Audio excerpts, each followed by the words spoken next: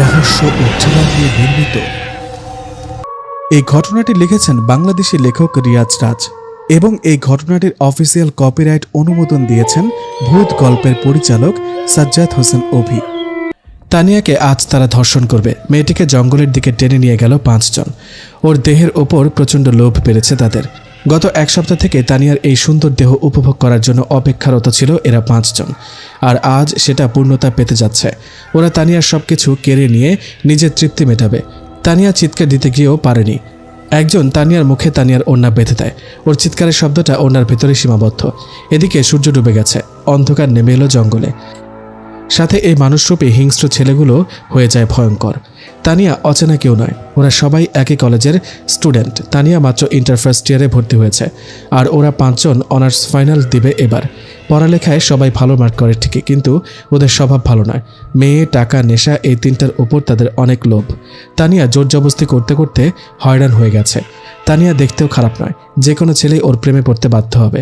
ব্যবহার আর চেহারা দুটোই বরাবরের মতো উত্তম, কিন্তু কে জানতো আজ ওর চেহারা মূল্যহীন হয়ে যাবে, আর সাথে নিজের ইজ্জতটাও হারাবে। যে 5 জন ধর্ষণ করবে তাদের নাম হচ্ছে রনি, রবি, রিফাত, জুয়েল আর রাকিব। 5 জনই বড় লোকের সন্তান, ধনী ব্যক্তির পুত্র। টাকার অভাব নেই, কিন্তু ভুল পথে টাকা ব্যয় করে বলে বাড়ি থেকে কড়া হিসেবে টাকা দেওয়া হয়, আর এই কড়া হিসেবে ওরা কেউ সন্তুষ্ট না। তানিয়াকে জোর জবরদস্তি করে ওরা 5 জনই ধর্ষণ করলো। রাকিব সব শেষে বলল, আচ্ছা শোন, মেয়েটি নড়াচড়া করছে না কেন? জুয়েল বলল, মরে টরে গেল নাকি? রিফাত বলল, এরে খোদা, এখন আবার ভৌতিক মুভির মতো ঘটবে না তো? ধর্ষণের পর মৃত্যু হলে মেয়েদের নাকি আত্মা ফিরে আসে, তারপর নাকি প্রতিশোধ নেয়। রবি বলল, এই কি বলছিস এসব বলিস না, এমনিতেই ভয় লাগে এসব ভূতটুত। রবির কথা শুনে সবাই হাসাহাসি শুরু করে। ওদের এই গ্রুপে ভীতু থাকলে একজনই আছে। রবিকে নিয়ে মজা করতে দেখে রনি বলল, এসব কিছুই হয় না, ওটা মুভি আর এটা বাস্তব জীবন। এই অবধি তো আমরা 11 জনকে ধর্ষণ করেছি, কই কেউ তো প্রতিশোধ নিতে এলো না। জুয়েল বলল, হ্যাঁ ঠিক বলেছিস রনি। রবি বলল, কিন্তু কেউ তো মারা যায়নি এই অবধি। 12 নম্বরে এসে আমরা ধর্ষণের সাথে খুনটাও করেছি। রিফাত বলল, শোন ভাই মন দিয়ে, এই মেয়েটির হায়াত আল্লাহ এইটুকু অবধি রেখেছে, তাই হয়তো মরে গেছে। আমাদের দোষ কোথায়? যাকে এখন লাশটা কি করবি দেখ। জঙ্গলের মাঝে একটা ছোট্ট পুকুর আছে, এই বর্ষা নামার সময়ে নিশ্চয়ই পানির জমাট বেঁধেছে। চল এই লাশটাকে ওখানে ফেলে দিয়ে আসি। পুকুরের কুমির আর অন্যান্য জীবজন্তু নিজেদের খাবারও পাবে। আমরা আবার জন্তু প্রেমী। যেই ভাবা সেই কাজ। তানিয়ার লাশটা ওরা কাঁধে নিয়ে জঙ্গলের আরও গভীরে প্রবেশ করে। খুব সাবধানতার মধ্যে লাশটি পুকুরে ফেলে দেয় ওরা। আশ্চর্যের ব্যাপার হচ্ছে, পুকুরে লাশটি ফেলার সাথে সাথে কে যেন লাশটি টেনে তলদেশে নিয়ে গেছে। ওরা 5 জনই বের হয়ে যায় জঙ্গল থেকে, কিন্তু আসলেই বের হয়েছে? জঙ্গল থেকে বের হয়ে অভিশপ্ত জীবনে পা রাখলো না তো? কি জানি বাবা, সেটা আপনারা সামনেই দেখতে পাবেন। তবে প্রতিটি কথাই ইসলাম টেনে নেওয়াটা মানুষের বড্ড বোকামি। ওরা তানিয়ার হায়াত টেনে আল্লাহর ওপর ছেড়ে দিয়েছে, কিন্তু ওরা জানে না আল্লাহ চোখ দিয়েছে কাঁটা দেখে হাঁটার জন্য। আবার কাঁটা সবসময় পার হতে নাও পারে। নিজের অজান্তেই কাঁটা ফুটে যায়। এগিয়ে যাওয়া যাক, দেখি পরে কি হয়েছে। সেদিন রাতেই হইচই শুরু হয়ে যায়। তানিয়া বাড়িতে ফেরেনি। রাত 12টার বেশি বাজতে যাচ্ছে। তানিয়ার আব্বু কলেজে ফোন দেয়। সেখানে শুনতে পায় তানিয়া বিকেলেই কলেজ ত্যাগ করেছে। ওর সকল বন্ধু আর বান্ধবীদের কাছে যোগাযোগ করে লাভ হয়নি। তানিয়া কারো বাসাতে নেই। তানিয়ার বাবা ছুটতে থাকে পুরো শহরে। রাত 2টা বেজে গেছে। তানিয়ার বাবা আর না পেরে থানায় যায়। গিয়ে দেখে ইন্সপেক্টর মিজান সাহেব বসে বসে কি যেন একটা ফাইল চেক করছে।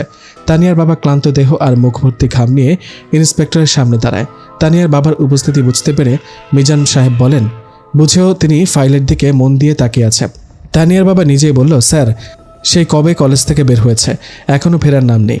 স্যার প্লিজ বাঁচান আমার মেয়েকে, আমার একমাত্র মেয়ে স্যার, দয়া করুন স্যার প্লিজ। তানিয়ার বাবার একটা কথারও উত্তর দেননি মিজান সাহেব। উনি ফাইলের দিকেই তাকিয়ে আছে। তানিয়ার বাবা ওনাকে আবার বলল, স্যার আপনি আমাকে শুনতে পাচ্ছেন? স্যার আমার মেয়ে নিখোঁজ, আমার কথার উত্তর তো দিন। আপনারা আইনের লোক, আপনাদের কাজ আমাদের সাহায্য করা। আপনি কি কানে শুনতে পান না নাকি? কথাটা শুনে মিজান সাহেব রেগে যায়। ক্ষিপ্ত হয়ে বসা থেকে উঠে, তুই আমাকে ডিউটি শেখাচ্ছিস? আমি এখানে কি উড়ে এসে বসেছি? স্যার রাগ করবেন না প্লিজ, আমি সাহায্যের জন্য এসেছি। আমার মেয়ে নিখোঁজ, দয়া করে আমাকে সাহায্য করুন প্লিজ স্যার। কথাটা শুনে মিজান সাহেব ওনার কলার ছেড়ে দেয়। এরপর চেয়ারে বসে প্রশ্ন করতে লাগলো, মেয়ের বয়স কত? এবার 18তে পা দিয়েছে স্যার। দেখতে কেমন? ছবি এনেছেন? জি স্যার, এই যে নিন ছবি। পাঞ্জাবির পকেট থেকে তানিয়ার একটি ছবি বের করে দিলেন। মেয়ে রিলেশন করতো? মানে কোনো প্রেমিক ছিল? না স্যার, আমার মেয়ে ওরকম নয়। আমাদের অনুমতি ছাড়া সে এসবের ধারেও যাবে না। স্যার প্লিজ তাকে খুঁজে বের করুন। আরে দাঁড়ান তো, তাকে খুঁজতে হলে তার সম্বন্ধে তো জানতে হবে। এত উত্তেজিত হচ্ছেন কেন? আচ্ছা বলুন স্যার, এই তো লাইনে এসেছেন। তা আজকাল মেয়েরা বাসায় না জানিয়েই রুম ডেটে চলে যায়, ছেলেদের সাথে নষ্টামি করে বেড়ায়, এরকম কোনো স্বভাব ছিল নাকি আপনার মেয়ের? স্যার প্লিজ এসব কী বলছেন? আমি বললাম তো আমার মেয়ের অমন বাজে অভ্যাস নেই। ওর ছেলে বন্ধু কয়জন? কলেজে শুধু আকাশ নামের একজনের সাথে ওর বন্ধুত্ব আছে, লেখাপড়ায় সাহায্য করত। এই ব্যতীত বাকি সব মেয়ে বন্ধু। হতে পারে আকাশের সাথে কোনো হোটেলে ভাড়া করে শুয়ে আছে। আজকাল তো জাস্ট ফ্রেন্ডরাও কম যায় না। স্টপ স্যার, কী সব আজে বাজে কথা বলছেন? আমার মেয়েকে আমি চিনি, সে এরকম কিছুই করবে না কখনো। আচ্ছা শান্ত হন, আপনার ফোন নাম্বার লিখে যান, আমি দেখছি। কিছু জানতে পারলে কল দিব আপনাকে।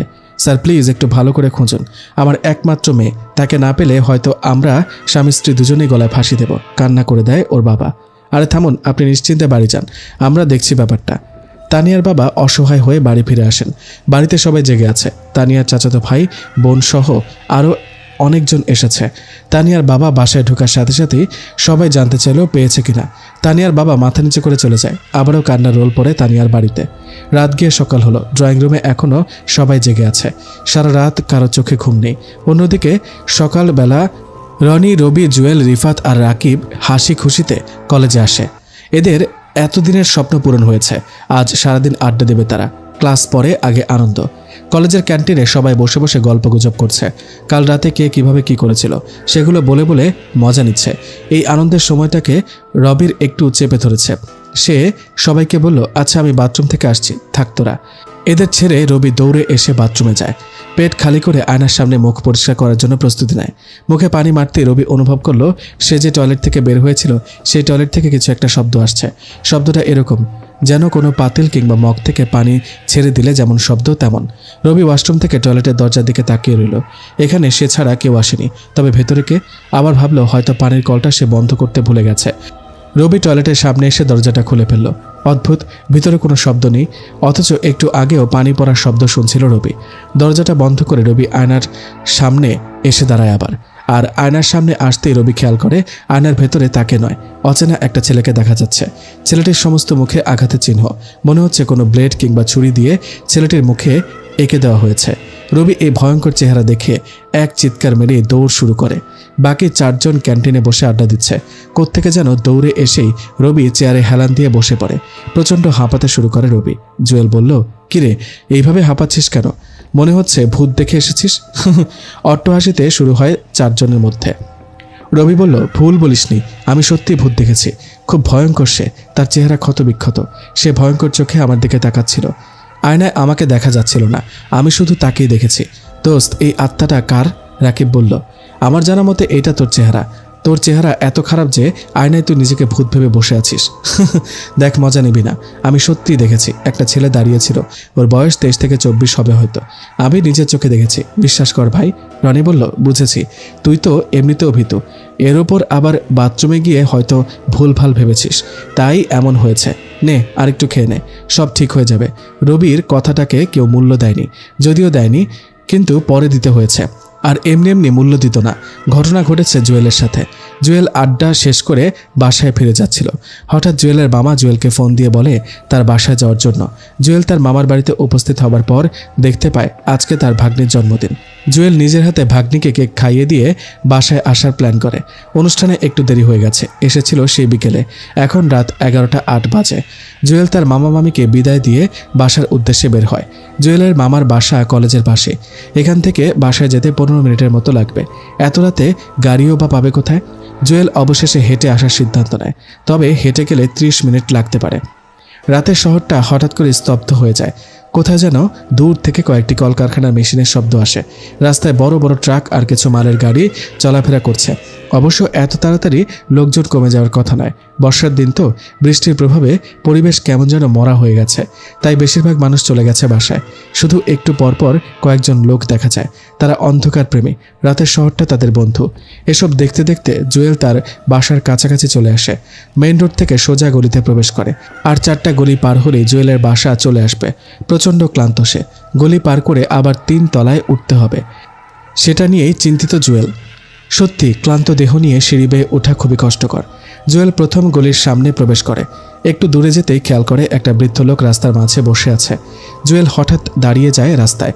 লোকটি 20 থেকে 30 হাত দূরে বসে আছে, তাও জুয়েলের দিকে নয়, উল্টো দিকে তাকিয়ে আছে। জুয়েল লোকটির পিঠ দেখে চিহ্নিত করতে পারছে না। এই গলিতে তো এত রাতে কোনো ফকিরকেও জায়গা দেওয়া হয় না। দারোয়ান যে কোথায় গেল কে জানে। তাও লোকটি রাস্তার মাঝে বসে আছে, জুয়েল লোকটির পিছনে, তাই লোকটি কি করছে সেটা দেখতে পারছে না। জুয়েল একবার ভাবে ছিনতাইকারী কিনা, আবার ভাবে ফকির হবে। ঘড়িতে তাকিয়ে দেখে রাত 11:54 বাজে। অনেক রাত হয়ে গেছে, বাসায় ফিরতে হবে। জুয়েল মনে সাহস নিয়েই এগিয়ে যায়। জুয়েল লোকটির কাছাকাছি ঘেঁষে যখন সামনে যায় তখন দেখে মাথা নিচু করে লোকটি তার হাতের নখ কামড়াচ্ছে। জুয়েল বুঝে নিয়েছে এটা কোনো পাগল হবে হয়তো। এরপর লোকটিকে এড়িয়ে জুয়েল দ্বিতীয় গলিতে মোড় নেয়। দ্বিতীয় গলিতে ঢোকার সাথে সাথে জুয়েলের চোখ কপালে উঠে যাওয়ার অবস্থা। একেবারে ভয়ে ছানাবড়া হয়ে যায় জুয়েল। সে দেখল দ্বিতীয় গলিতেও রাস্তার মাঝে সেই বৃদ্ধ লোক বসে কি যেন করছে। জুয়েল এবার ভয় পায় কিছুটা। সাহস করে জুয়েল পেছনের গলিতে উঁকি মেরে দেখে সে বৃদ্ধা লোকটি এখনও প্রথম গলিতে বসে আছে। একই ব্যক্তি দুই গলিতে কিভাবে থাকতে পারে? জুয়েল মনে করতে লাগলো, আরও ভালোভাবে মনে করার চেষ্টা করছে। হাজারো চেষ্টার পর জুয়েল শিওর হয়েছে আজকে তো সে গাঁজা সেবন করেনি। তাও এসব কি হচ্ছে? জুয়েল সাহস নিয়ে দ্বিতীয় ব্যক্তিটাকে এড়িয়ে গিয়ে পেছনে তাকিয়ে জুয়েল যা দেখেছে এটা হয়তো তার লাইফের ফার্স্ট অভিজ্ঞতা। এইবারে লোকটি হাতের নখ নয়, সে তার পা ছিঁড়ে ছিঁড়ে খাচ্ছে। জুয়েল বৃদ্ধার দিকে তাকাতেই বৃদ্ধ জুয়েলের দিকে তাকায়। জুয়েল দেখে লোকটির সারা মুখে রক্ত মিশ্রিত, চোখের নিচে কালো দাগ আর চোখ দুটো পুরো সাদা। এমন ভয়ঙ্কর চেহারা দেখে জুয়েল ভয়ে দৌড় দেয় বাসার দিকে। দ্বিতীয় গলি পার হয়ে তৃতীয় গলিতে পা রাখতেই জুয়েল দেখতে পায় একে একে 10 জন বৃদ্ধা গলির মাঝে দাঁড়িয়ে আছে। ওদের সবার হাতে হসপিটালে ব্যবহার করা অক্সিজেনের বোতল। প্রতিটি বোতল থেকে বের হচ্ছে ছোট ছোট কয়েকটি বাচ্চার হাত। হাতগুলো খুব ধারালো, যেন ছুরির মতো নখ। একই রকম চেহারার এতগুলো মানুষ, সবার হাতে অক্সিজেনের সিলিন্ডার, আর সেই সিলিন্ডারের ভেতর থেকে বাচ্চাদের ভয়ঙ্কর হাত ভেদ করে বের হচ্ছে। একসাথে এতগুলো ভয়ঙ্কর পরিস্থিতিতে পড়ে জুয়েল তাল হারিয়ে ফেলে। মাথায় একটা চক্কর মেরে উঠে জুয়েলের। চারদিক অন্ধকার হতে লাগলো। লোকগুলোকে ঝাপসা দেখতে পাচ্ছে জুয়েল। ধীরে ধীরে চোখ বন্ধ হয়ে যায় আর জ্ঞান হারায় জুয়েল। পরের দিন সকালে জুয়েল চোখ মেলে দেখে নিজের রুমে শুয়ে আছে। পাশে রনি, রবি, রাকিব আর রিফাত দাঁড়িয়ে আছে। জুয়েলের মা বাবা পাশের রুম থেকে দৌড়ে এসেছে মাত্র। জুয়েল নিজে নিজে ভয়ার্ত গলায় বলতে থাকলো, বৃদ্ধ, হ্যাঁ বৃদ্ধ লোক, বাচ্চার হাত, ভয়ঙ্কর চেহারা। ওরা অনেকজন একই চেহারার, আমাকে মেরে ফেলবে ওরা আমাকে নিয়ে যেতে এসেছে, বাঁচাও আমাকে। বলতে বলতে কান্না করতে লাগলো জুয়েল। এরপর রনি বলল, তুই কি পাগল হয়েছিস? কাল বিকেলে তো তুই সুস্থ ছিলি, রাতের মধ্যে কি হয়ে গেল এমন? হ্যাঁ, তুই জানিস না ওরা খুবই ভয়ঙ্কর, কোনো আত্মা হবে। আমার তো খুব ভয় করছে বন্ধু। আরে তুইও দেখি রবির মতো হয়ে গেছিস, আমাদের খুলে বল তো কি দেখেছিস। তারপর জুয়েল এক এক করে কাল রাতের সব ঘটনা খুলে বলে। জুয়েলের কথাও তেমন স্পষ্ট না, ভয়ের কারণে বেচারা উচ্চারণটাও ভুল করে যাচ্ছে। তবে পুরো ঘটনা ফেলে দেওয়ার মতো না। রবি না হয় ভীত, কিন্তু জুয়েল খুব সাহসী। জুয়েল এই ব্যাপারে মিথ্যা বলতে পারে না। সবার মনের মধ্যে ভয়টা একটু জায়গা করে নিয়েছে আজ। রনি ভয় পেয়েছে, এটা বুঝতে দিচ্ছে না। পাল্টা প্রশ্ন করলো, আচ্ছা আমি একটা জিনিস বুঝতে পারছি না। কথাটা অর্ধেক বলে থেমে যায় রনি। পাশে জুয়েলের মা বাবার দিকে তাকিয়ে বলল, আঙ্কেল আন্টি, আপনারা একটু পাশের রুমে যাবেন, আমরা একটু পার্সোনাল কথা বলি।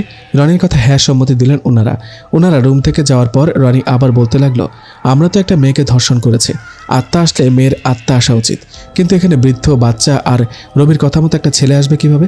এরা আবার কারা? আমরা তো কোনো বৃদ্ধ বা বাচ্চাদের হত্যা করিনি, আর ছেলেটাও বা কে? রনির প্রশ্নে রিফাত বলল, হয়তো তানিয়ার নিখোঁজে তার বাবা আত্মহত্যা করেছে। বৃদ্ধা লোকটা হয়তো তিনি, কিন্তু ছেলেটাকে আর বাচ্চাগুলোকে? না রিফাত, আমি খবর নিয়েছি, তানিয়ার বাবা পরশু রাতে থানায় মামলা করে চুপ হয়ে গেছে, উনি মরেনি। পুলিশ এসেছিল কলেজে, তোরা কাল যাবার পর আমি কলেজে তিন্নির সাথে দেখা করেছি। ফিরতে লেট হয়েছিল, আর কলেজে পুলিশ এসে জিজ্ঞাসাবাদ করেছে, আমাকেও প্রশ্ন করেছে। আমিও বলেছি তাকে বিকেলের পর আর দেখিনি। পরে তারা চলে যায়। তাহলে এরা কারা? বাচ্চা, বৃদ্ধ আর ছেলেটি? তা তো জানি না। দাঁড়া, আমার পরিচিত একটা ছেলে আছে, সে তান্ত্রিক পন্থা শিখেছে, তার সাথে যোগাযোগ করি। আচ্ছা, ঘটনাটা কেমন হয়ে গেল না? কেমন যেন হিন্দি মুভির মতো। ভূত প্রেত বলতে কি সত্যি কিছু আছে? আমারও তো মনে হয় না, কিন্তু পরিস্থিতি অনুযায়ী মেনে নিতে হচ্ছে। আচ্ছা সবাই চল, সেই তান্ত্রিকের বাসায় যাই, উনি হয়তো কিছু করতে পারবেন, চল। সবাই রওনা দিল তান্ত্রিকের বাসায়। জুয়েল নিজেদের বাসা থেকে প্রাইভেট কার নিয়ে বের হয়। যেতে হবে সাভারে। লোকটি নাকি সাভারের গ্রাম সাইডের মতো একটা ঝোপের আড়ালে থাকে, নিশ্চুপ একটা জায়গা, ছোট্ট একটা কুটিরে থাকেন। ঢাকা থেকে সাভারে বেশি সময় লাগবে না, 2 ঘন্টার মধ্যে যেতে পারবে। ওরা পুরো স্পিডে কার চালাচ্ছে। শ্যামলী রোড পার হওয়ার পর যে রাস্তাটা, এটা সম্পূর্ণ গ্রামাঞ্চলের রাস্তার মতো। ফাঁকা রোড পেয়ে রনি স্পিকারে গান চালিয়ে দেয়। হই হুল্লাস করতে করতে এগিয়ে যাচ্ছিল তারা। হঠাৎ তাদের গাড়ি অস্বাভাবিকভাবে নড়ে ওঠে। মনে হয়েছে কাউকে অ্যাক্সিডেন্ট করে ফেলেছে। সাথে সাথে ওরা গাড়ির কড়া ব্রেক কষল। রিফাত বলল, জুয়েল গাড়ি থামাস না, পুলিশের ঝামেলায় পড়লে সমস্যা হবে, চল তাড়াতাড়ি। না, হয়তো অ্যাক্সিডেন্ট হয়নি কেউ, চল দেখে আসি কি হয়েছে। যদি গাড়ির কোনো নাট লুজ হয় তাহলে তো সবাই মরবো। এটা বলে জুয়েল গাড়ি থেকে বের হয়। জুয়েলের সাথে বাকি 4 জনও বের হয়েছে। ওরা গাড়ি থেকে নেমে দেখে একটা কুকুরকে পিষে ফেলেছে। এটা দেখেই তারা আবার গাড়িতে উঠে যায়। কুকুর মরেছে, মানুষ তো নয়। অবশেষে তারা পৌঁছালো সাভারে। রোড থেকে চিপা রাস্তায় গাড়ি নামিয়ে দেয়। তান্ত্রিকের কুটির অবধি চলে যায় 15 মিনিটে। এরপর ওনার বাসার সামনে গিয়ে গাড়ি থামায়। গাড়ি থেকে নেমে ওরা 5 জন সোজা তান্ত্রিকের বাসায় প্রবেশ করে। এরপর যা দেখেছে তা কখনোই বিশ্বাস করার মতো নয়। ওরা বাসায় প্রবেশ করে দেখে তান্ত্রিককে কেউ আগে থেকেই মেরে ফেলেছে। তান্ত্রিকের মাথার মগজ দেখা যাচ্ছে, হাত পা রক্তাক্ত হয়ে আছে। আর সবচেয়ে অবাক করার মতো যেটা হচ্ছে তা হচ্ছে তান্ত্রিকের দেহ মাটি থেকে 1 ফুট উপরে শূন্যে ভাসছে। মাত্র রাত 10টা 23 মিনিট। রবির প্রচণ্ড জ্বর। এমন দৃশ্য দেখার পর রবি নিজেকে মেনে নিতে পারেনি। সবাই পালিয়ে এসেছিল, যে যার বাসায় ভয়ে লুকিয়ে আছে। ওরা এইটা জানে না এই আত্মাগুলো কারা, কেন তাদের এভাবে তাড়া করে বেড়াচ্ছে। রবির মা রবির গায়ে কাঁথা মুড়ে দিয়ে চলে যায়। রবির চোখের সামনে শুধু তান্ত্রিকের লাশটা ভাসছে। কল্পনায় লাশটা দেখতে পাচ্ছে বারবার। তখনই রবি অনুভব করলো ওর পাকেও কেটে নিয়ে গেছে। তৎক্ষণাৎ রবি হাউমাউ করে চিৎকার দেওয়া শুরু করে। ওর মনে হচ্ছে চিৎকারের শব্দটা রুমের ভেতরেই বন্দি রয়ে যাচ্ছে, বাহিরে যেন কেউ শুনতেই পাচ্ছে না। রবি আরও জোরে চিৎকার দিতে থাকে, আরও জোরে দিচ্ছে। যত শক্তি আছে সব শক্তি দিয়ে চিৎকার করতে থাকে। এমন সময় রবির কানে অন্য কারো গলার ধ্বনি ভেসে আসে। রবি নীরব হয়ে যায়। পুরো রুমে অন্ধকার, কিছু দেখার মতো অবস্থান নেই। সেই অদৃশ্য কণ্ঠ বলল, কেমন লাগছে মিস্টার রবি সাহেব? গলার শব্দটা এতটাই ভয়াবহ ছিল, রবির বুকের ধুকপুকানি ধীরে ধীরে বেড়েই যাচ্ছে। সাহস নিয়ে রবি বলল, কে আপনি? আর আমাদের এইভাবে তাড়া কেন করছেন? তা নিজেরাই খুঁজে নে। পাপ করেছিস আর মনে রাখতে পারিস না? আমার জানা মতে এরকম কোনো পাপ করিনি যা আপনি বলছেন। কোনো ছেলেকে আমরা কখনোই হত্যা করিনি, আর মেয়েদের ধর্ষণ করেছি কিন্তু হত্যা করিনি। কিছুদিন আগে একজনকে ভুলে মেরে ফেলেছি, কিন্তু আপনি তো মেয়ে নন। মরতে হবে, তোদের সবাইকে মরতে হবে, এক এক করে মরতে হবে। আমাকে অভিশপ্ত করে তুলেছিস তোরা। আমি প্রতি মুহূর্তে কষ্টে জীবনযাপন করে যাচ্ছি। আমি ফিরেও এসেছি, প্রতিশোধ হবে, ভয়ঙ্কর প্রতিশোধ। আরে কিসের প্রতিশোধ? কার প্রতিশোধ? দেখুন, আপনি হয়তো গুগল ম্যাপে ভুল করে ভুল নাম্বারে ডায়াল করেছেন। প্লিজ একটু শিওর হয়ে আসুন, নয়তো বলুন আমরা কি করেছি। রবির কথার কোনো জবাব আসেনি। রবি আবার বলল, কি হলো, আপনি আছেন? ও ভূত ভাইয়া, আচ্ছা আমার পা কি সত্যি সত্যি কেটে ফেলেছেন? আমি আমার পা অনুভব করতে পারছি না কেন? আবারও কোনো জবাব এলো না। কিছুক্ষণ পর রুমের লাইট অন হয়ে যায়। রবি হঠাৎ আলো দেখে চমকে ওঠে। দরজার সামনে রবির মা বাবা দাঁড়ানো। ওনারা জিজ্ঞেস করলো, কি রে, এত রাতে কার সাথে কথা বলছিস? কই না তো, রনি কল দিয়েছিল, ওর সাথে কথা বললাম। মানে কি রবি? তোর ফোন তো আমাদের রুমে চার্জ দেওয়ার পর আনতে ভুলে গেছিস। আমরা তোর ফোন দিতে এসেছি। এখন তুইও মিথ্যা বলছিস, আবার একা একা কথা বলছিস। কি হয়েছে, আব্বুকে খুলে বল। বাবা কিছু হয়নি, তবে হতে পারে। তোমরা দোয়া করো আমার জন্য। কী সব আজব কথাবার্তা বলেই যাচ্ছিস। আচ্ছা না বলতে চাইলে দরকার নেই, দরকার মনে পড়লে বলিস। এই নে তোর ফোন। ফোন দিয়ে রবির মা বাবা চলে যায়। রবি পায়ের দিকে তাকিয়ে দেখে পা আছে, কিন্তু অবশ্যই আছে। তখনই রবির নাম্বারে একটা কল আসে। রবি ফোনের স্ক্রিনে তাকিয়ে দেখে রনির ফোন। রিসিভ করতে ওপাশ থেকে ভয়ার্থ কণ্ঠে রনি বলল, রবি কই তুই? বাসায়। কি হয়েছে তোর? তোর কণ্ঠ এমন শোনাচ্ছে কেন? বড় ধরনের ঘটনা ঘটে গেছে দোস্ত। কি হয়েছে বলবি তো? এইটুকু বলেই রনি কান্না শুরু করে দিয়েছে। এই রনি, কি করছিস? কান্না করছিস কেন? খুলে বল, কি হয়েছে? রিফাত মারা গেছে বন্ধু। ওর লাশ খুব ভয়ঙ্করভাবে রাখা আছে। আমরা সবাই রিফাতের বাসায়, তুই তাড়াতাড়ি আয়। বলিস কি? দাঁড়া আমি আসছি। সাথে সাথে ফোন কেটে দেয় রবি। পা অবশ, ওঠার কোনোই গতি নেই। রবি পায়ের ওপর কোনোভাবে ভর করে বিছানায় উঠে বসে। ধীরে ধীরে পা এবার আগের মতোই হয়ে যায়। রবি তাড়াহুড়ো করে বের হয়ে যায় বাসা থেকে। এত রাতে গাড়ি বের করা যাবে না। অবশেষে রবি নিজের বাইক নিয়ে রওনা দেয় রিফাতের বাসায়। 10 মিনিটের মাথায় রবি রিফাতের বাসায় পৌঁছায়। বাসার সামনে বাইক থামিয়ে সোজা উপরে দৌড়ে যায়। রিফাতের রুমে প্রবেশ করতে রবি দেখে রিফাতের 2 পা কেউ কেটে আলাদা করে দিয়েছে। আলাদা করা পা দুটো স্বাভাবিক নয়। কাটা পায়ের মধ্যে কেউ লোহা ঢুকিয়ে ছিদ্রযুক্ত করে দিয়েছে। কাটা পায়ের মধ্যেই শতখানেক চিহ্ন। অন্যদিকে রিফাতের উপরের বডিও স্বাভাবিক নয়, দেওয়ালের সঙ্গে ঝুলানো।